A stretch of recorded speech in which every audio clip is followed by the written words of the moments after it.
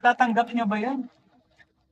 Na let's say mag-enjoy nga kayo dito sa mundo for a few years, let's say 70 years, let's say ma-maximize mo, and then go to hell for all eternity? Is that the life you want? Yan ba yung gusto niyo? Ma-enjoy niyo na lahat dito sa mundo and then mapunta kayo sa impyerno nang walang hanggang pagdurusa? Certainly not. I hope not. There is a lake of fire. At every man will be judged according to their works. Maja-judge po tayo. As important as it is to plan for your future, maybe even to plan for your death, okay ba sa atin dito may mga insurance? What's more important is to plan for where your soul will spend eternity, whether in heaven or in hell. Maraming naniniwala na pupunta sila sa langit basta di naman sila sobrang grabe na masahol na tao. Pero ano bang sabi sa Biblia tungkol sa ating works? Hindi po sa ating gawa tayo maliligtas. But hindi pwede by works. Kasi ang standard ng Diyos ay napakataas na hindi natin kaya po din. For all have sinned and have come short of the glory of God. Lahat ay nagkasala at hindi umabot sa kaluwalhatian ng Diyos, sa standard ng Diyos. Wala po sa atin makakabot sa standard ng Diyos. Kasi ang standard ng Diyos ay perfection. May perfect ba na tao na hindi pa nagkakasala? For whosoever shall keep the whole law and yet offend in one point is guilty of all. So kung masunod mo man lahat ng utos ng Diyos, let's say 99%, pero may 1% kang palya, in God's eyes, you're guilty of all.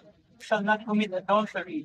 But I say unto you, that whosoever looketh at a woman to lust after her, hath committed adultery already in his heart. So lust, pagnanasa sa ating puso at isipan, normal na sa mga tao. Yung manood ng mga kabastusan sa internet o sa ating imahinasyon, ang nag-isip ng kabastusan. In God's eyes, it's a violation of the law of God. Aralin po natin, kahit yung 10 Commandments lang, aralin niyo po isa-isa yun. How it shows we are sinful and guilty before God. Marami tayong time sa ibang bagay, pero pagdating sa Diyos, wala tayong binibigay na time. And that is a violation of the first greatest commandment. Love the Lord your God with all your heart, mind, soul, and strength. So I hope nakikita niyo po yung standing niyo before a holy God.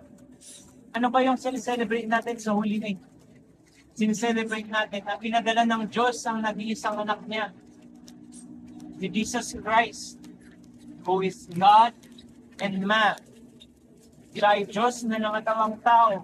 Siya lang po ang kayang magbayad ng ating kasalanan. Hindi, kung pagbabayaran po natin, isa lang ang pupuntahan natin impyerno. Pero si Christ, as a substitute, siya po ay namatay. Pinako niya yung galit at oath ng Diyos para pag tayo ay manampalataya sa Kanya. According to John 3:16, for God so loved the world that He gave His only begotten Son, that whosoever believeth in Him shall not perish but have eternal life. Si Kristo lamang ang daan para maayos ang relasyon natin sa Diyos na nasira ng ating kasalanan. Si Kristo lamang. John 14:6, sabi niya, I am the way, the truth, and the life. No one comes to the Father except by me. If you have not called on the name of the Lord Jesus Christ, kung hindi ka patunay na tumawag sa Kanya na maligtas sa kasalanan, ano pa bang inatay natin? I beg you for your souls na isipin niyo saan kayo pupunta pag namatay kayo.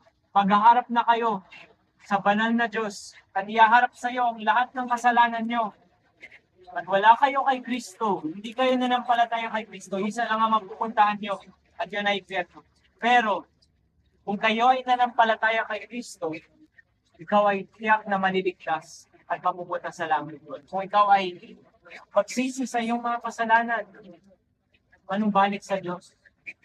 Siya lang ang paraan para mabalik ang relasyon natin sa Diyos. No, the Lord Jesus Christ. For whosoever shall call upon the name of the Lord shall be saved.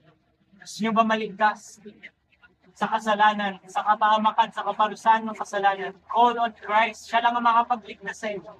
Call on Christ desperately na parang isa kang nalulunod. Humingi ka ng saklolo na may magligtas sa iyo. Ganon. Kasi hindi mo alam. kung kailan ka mamamatay. At wag mo antayin na marapit ka na mamatay bago ka tumawag kay Kristo. Baka hindi dumating yung panahon na yun. Habang may hininga ka pa, whosoever shall call upon the name of the Lord shall be saved. Sa pangatlong araw siya ay na-resurrect, umangon muli, at siya rin ay babalik. At yung mga wala kay Kristo, papupunta sa impyerno.